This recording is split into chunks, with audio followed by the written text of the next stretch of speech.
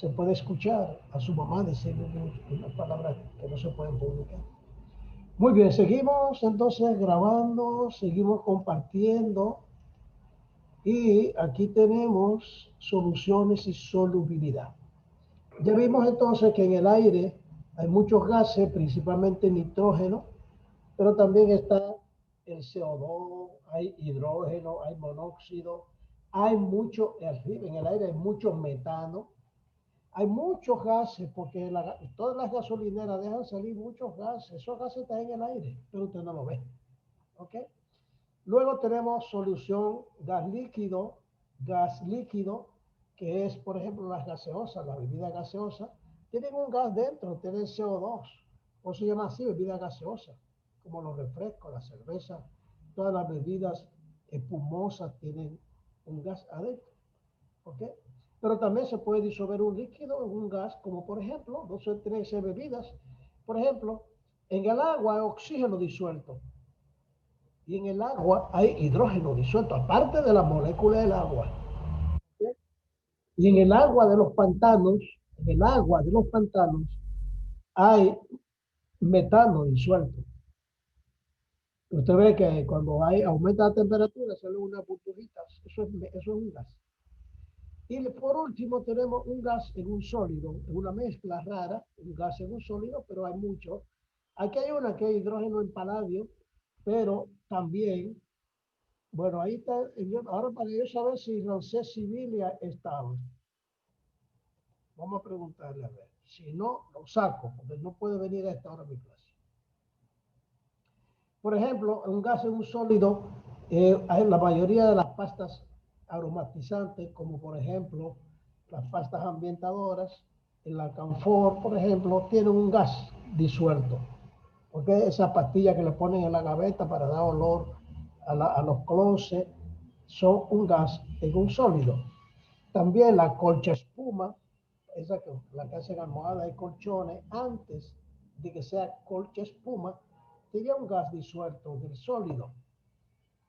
Y cuando la lleva al horno, entonces el gas se hincha, o sea, se crece y forma burbujitas y desaparece la burbujita, pero se queda el huequito haciendo una colcha espuma. ¿Ok? Muy bien. Vamos a ver, a definir primero, antes de ir al otro comentario, de lo que es la solubilidad. ¿Ok? Atiendan bien la solubilidad. La solubilidad es la cantidad máxima de un soluto que puede disolverse en un volumen determinado de disolvente a una temperatura dada. Por ejemplo, a 25 grados centígrados, usted comienza a echarle agua, sal a una botella de agua o a un vaso de agua y lo mueve y lo mueve y lo mueve hasta que ya no se disuelva más. Usted pesa la cantidad de sal y mide el volumen del agua y ya sabe cuántos gramos por mililitro es la solubilidad de sal. O sea, la solubilidad es la cantidad máxima de un soluto que puede disolverse en un determinado volumen de un disolvente a una temperatura. Eso es solubilidad. Lo menciono primero para luego decir que las soluciones se dividen, se clasifican en tres tipos, que son diluidas, saturadas y sobresaturadas. Las diluidas, oiga bien, las diluidas son aquellas que contienen una cantidad de soluto disuelto inferior a la solubilidad, o sea, inferior a la máxima que puede disolverse. ¿Te recuerda que solubilidad es la cantidad máxima? Bueno, pues no, es diluida cuando la cantidad de soluto está por debajo de la solubilidad, o sea, cuando es menor al que puede disolver. Por ejemplo, si usted echa una cucharita de sal a un vaso de agua, es diluida porque todavía usted puede disolver un poco más. Mientras se pueda disolver un poco más, está diluida. Cuando ya no se puede disolver más, está saturada. Entonces la saturada o concentrada es aquella en la cantidad de soluto disuelto, es el máximo que se puede disolver. a una temperatura dada, el máximo que se puede disolver.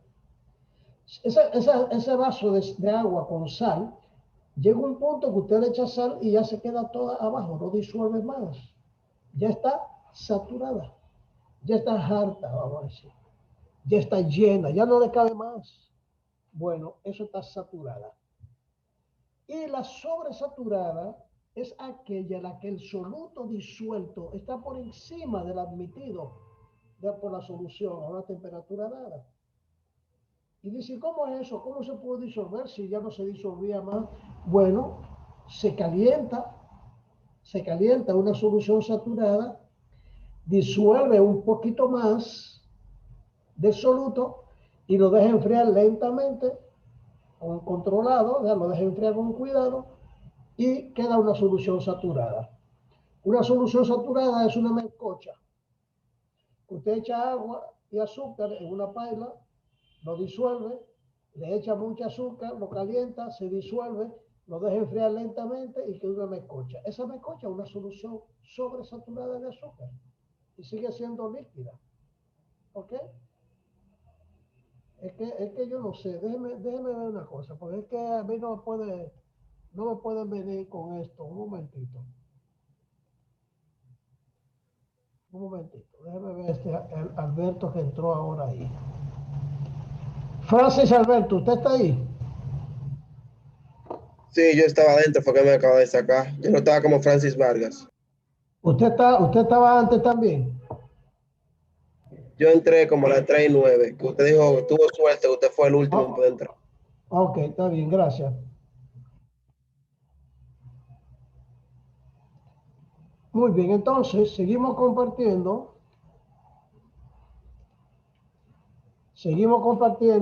y ya sabemos que una solución es saturada cuando se calienta para disolver un poquito más y la enfría lentamente y queda saturada. Un caramelo que usted se come es una solución sobresaturada. Lo único que ya es demasiado saturada, ¿verdad? Porque está sólida.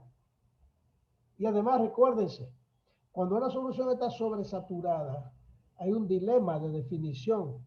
¿Por qué? Bueno, porque ahora el soluto va a estar en mayor cantidad que el disolvente. ¿Entienden?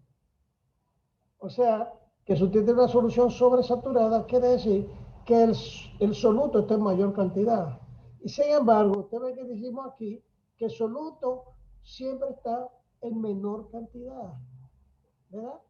El soluto es el que se encuentra en menor proporción. Si hay mayor proporción, entonces ya la solución es del otro lado. ¿Ok? Muy bien. Ahora vamos a ver, decimos, cómo una sustancia, vamos a ver ahora los factores que afectan a la solubilidad de una sustancia en otra. Pónganle bien atención, por favor. Vamos a ver este tema primero, el de arriba, porque ustedes se van a recordar cuando ustedes vieron el tema de los enlaces químicos, ¿ok? Que eran enlaces iónicos, covalente, covalente puro, o sea, no polar y polar. Iónico, polar y no polar. Y dijimos cuando eso, que una solución que tiene un mismo tipo de enlace se disuelve en otra que tiene el mismo tipo de enlace. Si ustedes vieron la práctica conmigo, recuerdan una práctica que dimos sobre eso.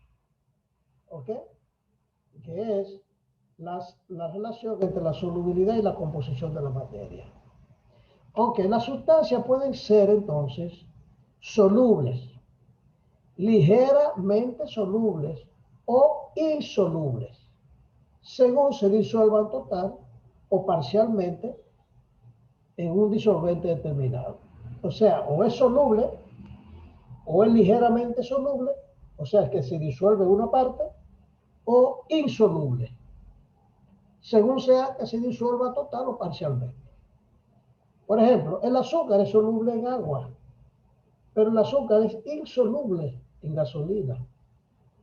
Pero el azúcar es ligeramente soluble en alcohol. O sea, que usted coge alcohol y le echa azúcar y se disuelve un poquito, lo endulza un poquito. Pero llega un punto muy rápido que ya no disuelve más, porque se disuelve un poquito nada más. ¿Ok? Parcialmente soluble. Usted se da cuenta que es parcialmente soluble porque usted le echa una cucharadita y en el fondo se va a quedar un poquito siempre. Ok, entonces de forma general, para todas las soluciones, escuchen esta regla.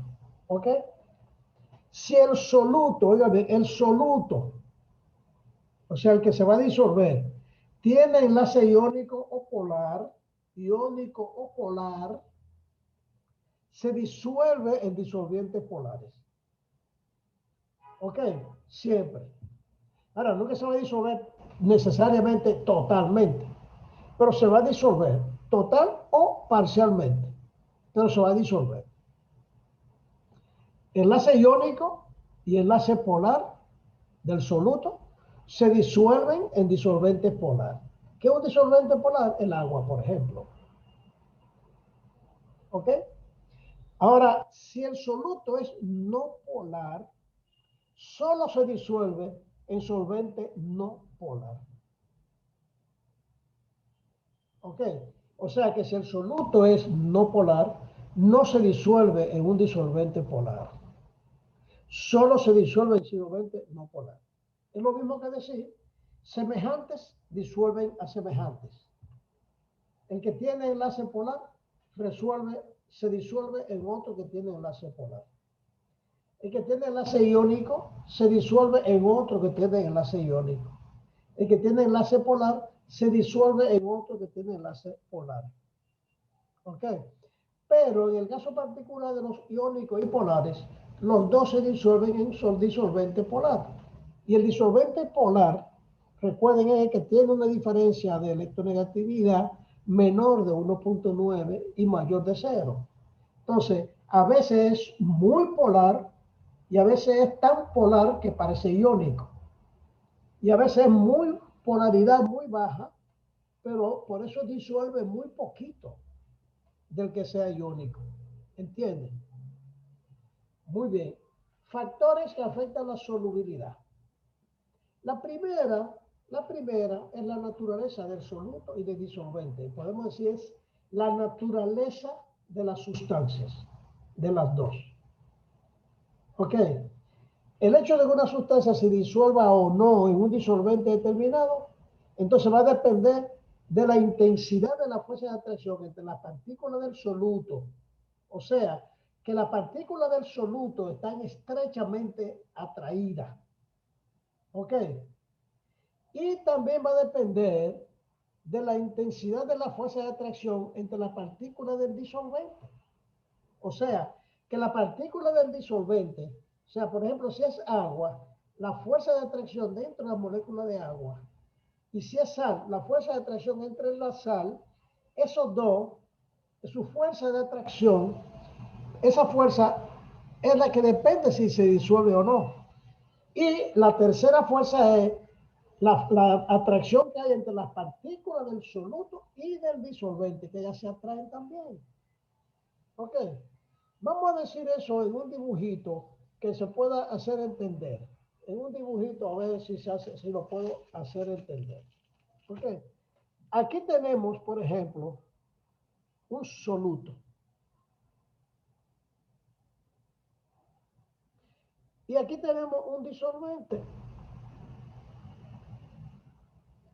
Entonces, las partículas de un soluto cualquiera, un soluto, vamos a decir, agua, que tenemos oxígeno que se une a un hidrógeno y se une a un hidrógeno a través de una fuerza de unión acá. Pero en el agua, particularmente el agua, tiene otra atracción y es que el agua tiene un hidrógeno aquí y un hidrógeno aquí, pero entre estos dos hidrógenos hay una atracción, un puente que se llama puente de hidrógeno. ¿Ustedes? Ok.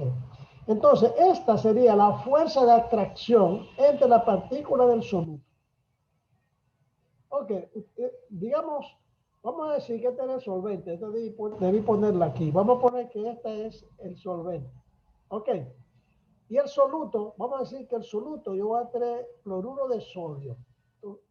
Cloruro de sodio, que tiene una fuerza de atracción. Ustedes, o sea, esta fuerza de atracción entre las partículas del soluto y esta fuerza de atracción entre las partículas del disolvente influyen en la solución, pero también la atracción entre esta partícula y esta, o sea, entre el agua y la sal, hay otra fuerza.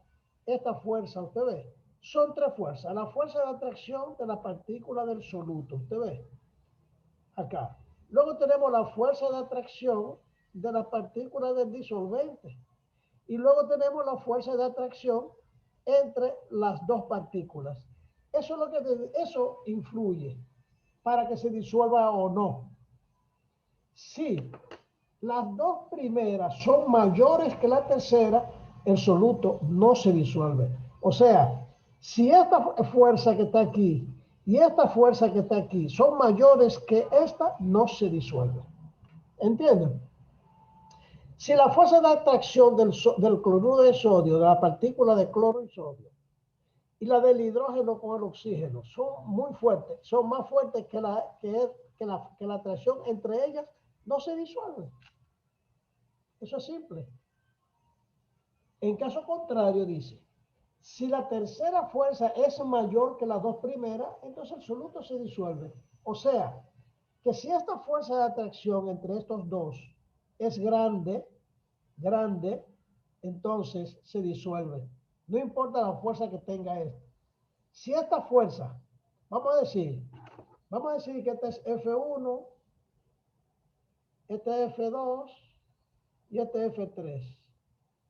Si F1 y F2 son mayores que F3, no se disuelve.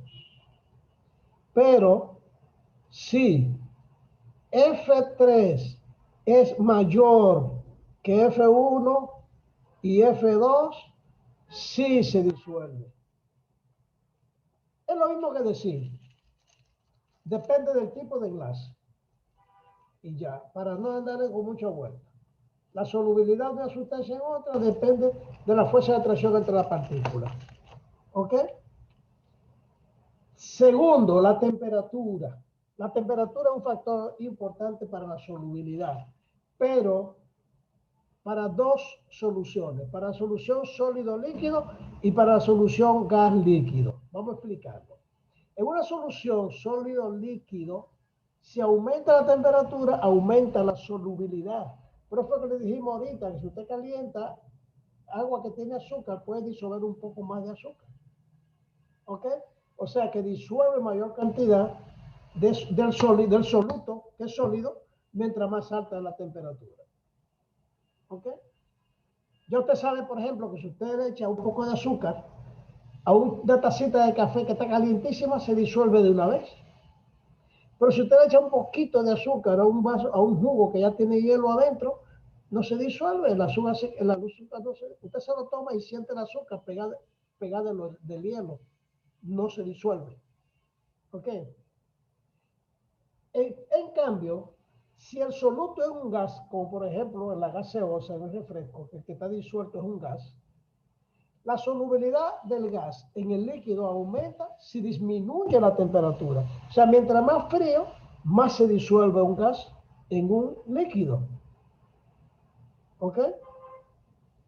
Por eso es que cuando usted pone un refresco, ahí afuera usted lo sirve, no hace burbuja cuando está bien frío. Pero al ratito comienzan a subir las burbujitas y comienza a calentarse el refresco, porque si aumenta la temperatura, disminuye la solubilidad y el gas se va. No se disuelve. ¿Ok? O sea, a menor temperatura, mayor solubilidad de un gas en un líquido. A mayor temperatura, mayor solubilidad de un sólido en un líquido. La presión es otro factor que afecta la solubilidad. O sea, la presión afecta solo soluciones que tienen soluto y disolvente de estado gaseoso. ¿Por qué? Porque la presión no puede modificar la solubilidad de un líquido porque el líquido no se comprime. O se comprime muy poquito y el sólido no se comprime. O sea que la presión afecta cuando las soluciones son gases. O sea, cuando son solutos o disolventes gases.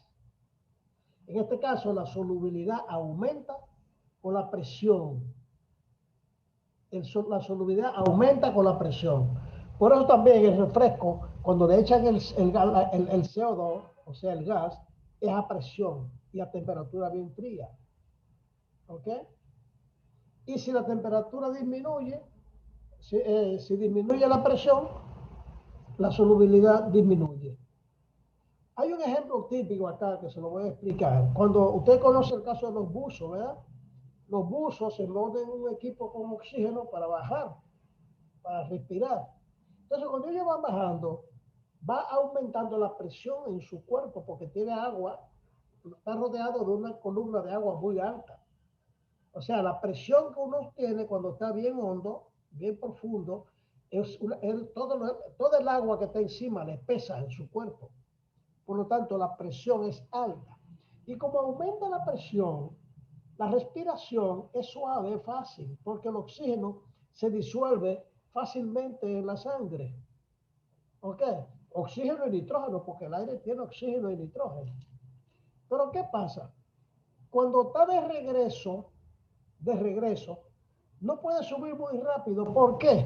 Porque si la presión baja muy rápido, el gas que está disuelto tiende a salirse, como yo le dije, del refresco, que cuando se calienta usted ve la burbujita que van a salir. Bueno, pues usted tiene una alta concentración de gases de oxígeno y de nitrógeno en la sangre, porque bajó a una profundidad. Si sube muy rápido, ese gas va a salir.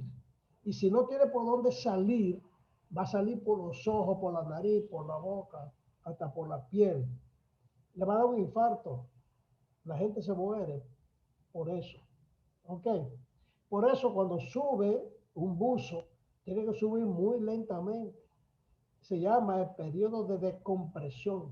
La descompresión tiene que ser lenta para que no le duela los músculos, para que no le dé parálisis, para que no se muera. Si sube muy rápido, se muere.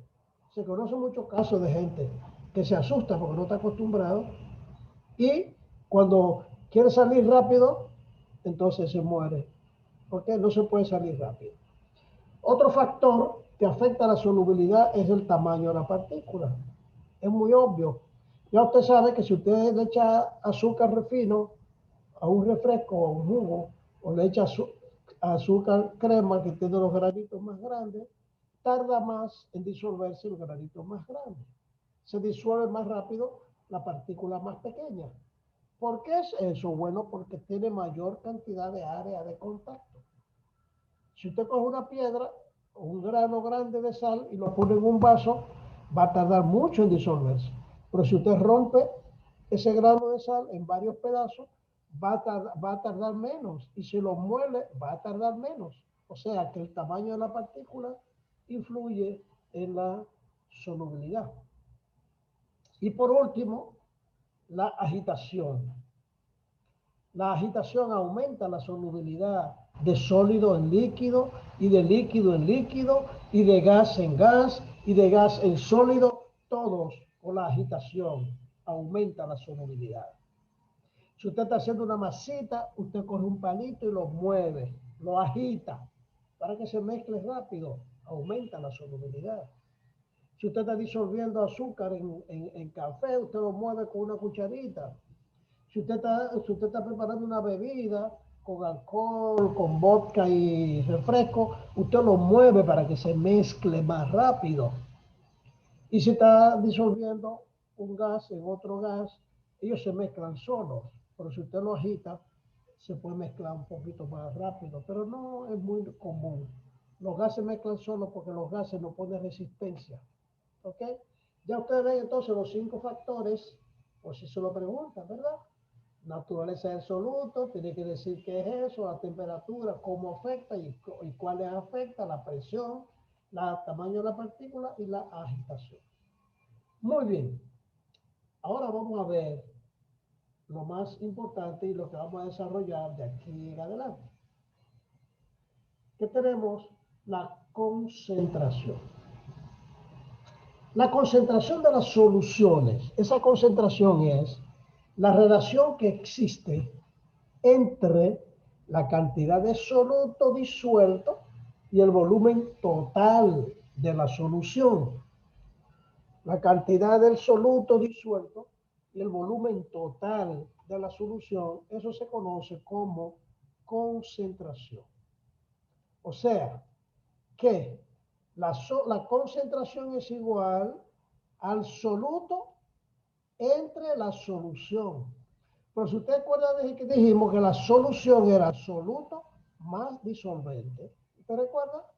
Que dijimos al principio, la primera definición, que un soluto está formado, una mezcla, una solución está formada por un soluto más un disolvente. Bueno, pues aquí lo tenemos. El soluto más un disolvente es la solución. Entonces, la concentración es soluto entre soluto más disolvente. Y esta expresión de la concentración, que es soluto entre solución, puede expresarse en muchas unidades. En muchas unidades. Hay 8 formas de medir la concentración en las soluciones. Y se usan una u otra, preferentemente dependiendo si es sólido líquido, líquido líquido, gas líquido, líquido gas, depende cuál. ¿Ok? Pero en sentido general, la concentración es soluto entre solución. Y, por ejemplo, tenemos somos 8 formas que hay. Hay 8 formas. Vamos a ver a las 8 rápidamente. ¿Ok? La primera es solución, concentración molar. Concentración molar, que se llama molaridad. De la molaridad son los moles por litro. O sea, moles del soluto partido litro de solución. Recuerden que es soluto entre solución. Si el soluto está en moles y la solución en litros, se llama molaridad. Molaridad. ¿Ok? Ahora bien, si el soluto está en moles, pero la solución está en kilogramos de la solución, se llama molalidad. Molalidad. ¿Ok? Otra forma es la normalidad.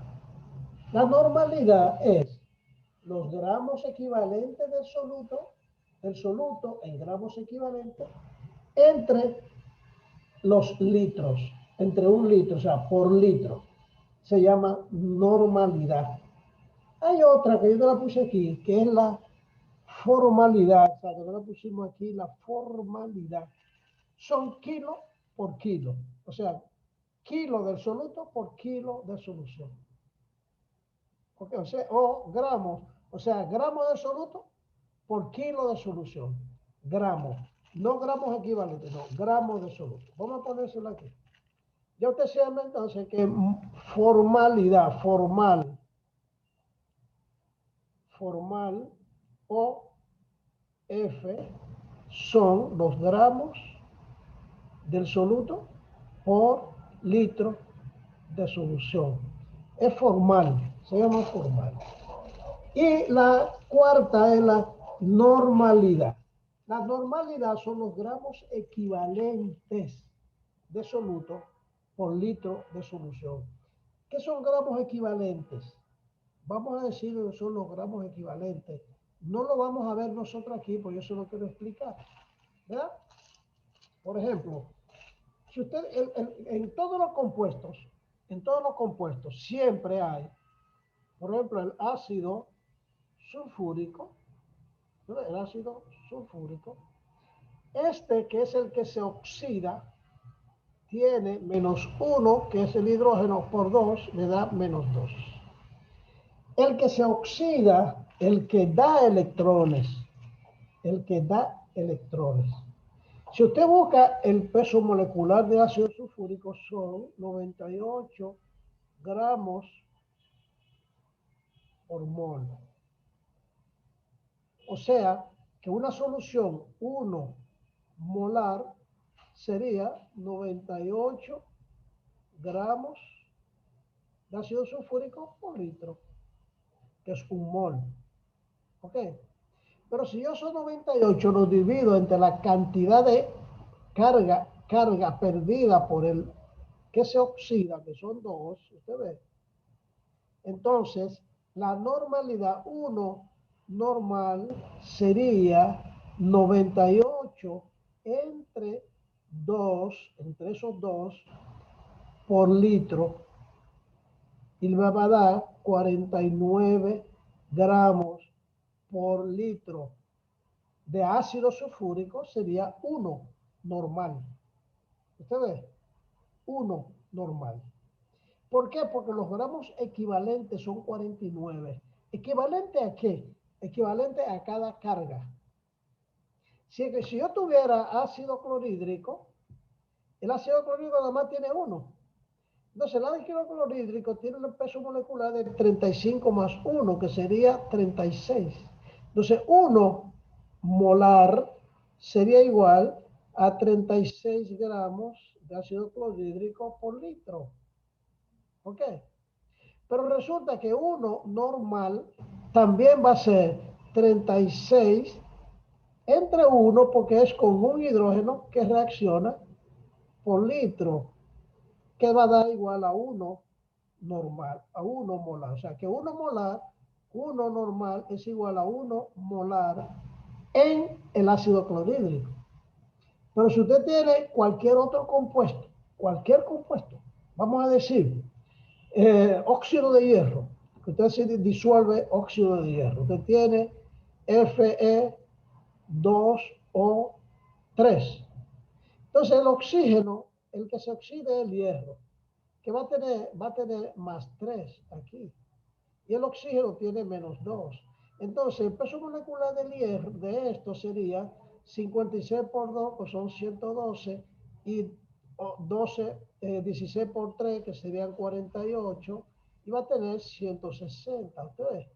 Entonces 160 entre 2, usted ve que son 2 por 3, 6, entre 6, porque fueron 6 electrones, ustedes 6 que hay acá, 2 por 3, 6, lo divido entre 6 y vamos a tener el equivalente, para que ustedes vean, 16 entre 6 da a 2, 30 entre 6 a 5, perdón, da 25, perdón, a 2 da 25. 25 por 6, no. 16 entre 6, 2. 30 entre 6. Vamos a ver, ¿cómo es 160? 6, 6, 2, sobran 4, perdón. 40 entre 6 a 6. Punto 6. Entonces, fíjense bien que en el óxido de hierro tendríamos 1 molar, fueran 160 gramos por litro, ¿verdad? Pero 1 normal de esa misma solución sería 26.6 gramos por litro. O sea, que la concentración molar y normal se diferencian en la oxidación del elemento que se oxida, de los electrones que comparte. Ok, como aquí comparte 1, se dividió entre 1. Como aquí comparte 2, se dividió entre 2. Como aquí comparte 6, se dividió entre 6. Y esto que da aquí es 1 normal. ¿Ok? 1 normal. Muy bien, entonces ya vimos, esos son esos 4. Hay otros 4 que son por ciento peso sobre peso, por ciento peso sobre volumen y por ciento volumen sobre volumen. Estos son, como 1%, esos son los gramos del soluto por cada 100 gramos de la solución. Este sería los gramos del soluto por cada 100 mililitros de la solución, y el último sería los mililitros del soluto por cada 100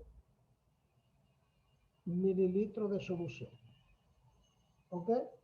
Esto se acaba en 2 minutos. Y la última es parte por millón. ppm es parte por millón. Por ejemplo, en un metro cúbico, usted deja caer un cc, un centímetro cúbico de alcohol, usted tiene una parte por millón, porque un metro cúbico tiene 1 millón de centímetros cúbicos. ¿Verdad? 100%, 100%, 10.000, por 100, 1.000.000. Por lo tanto, una parte por millón es 1 en cada millón. Si yo tuviera un cc de alcohol en 1 metro cúbico de agua, tuviera una solución de una concentración 1 ppm, porque no lo voy a poner eso en por ciento, ni lo voy a poner en normalidad, ni en formalidad, ni en molaridad, porque en molaridad sería demasiado poco. Entonces se habla de parte por millón. ¿Ok? Muy bien, ahora vamos a comenzar con la molaridad. Pero antes vamos a salir nosotros y vamos a volver porque falta 1 minuto para esto. A mí no me gusta que me cierren, porque cuando ellos cierran, tarda un poquito más uno en entrar. Así que vamos a cerrar. Primero, dejamos de compartir. Segundo, cerramos la conversación y volvemos. Para que no me engañen, le voy a sacar una foto a los que están aquí. Me da tiempo a sacar la foto, no se preocupe. Y además me puede servir ese para la lista. Si es que me animo a pasar lista, ¿ok? Digo si es que me animo porque uno no sabe aquí, las cosas son raras. Ok. Es para que no me engañen.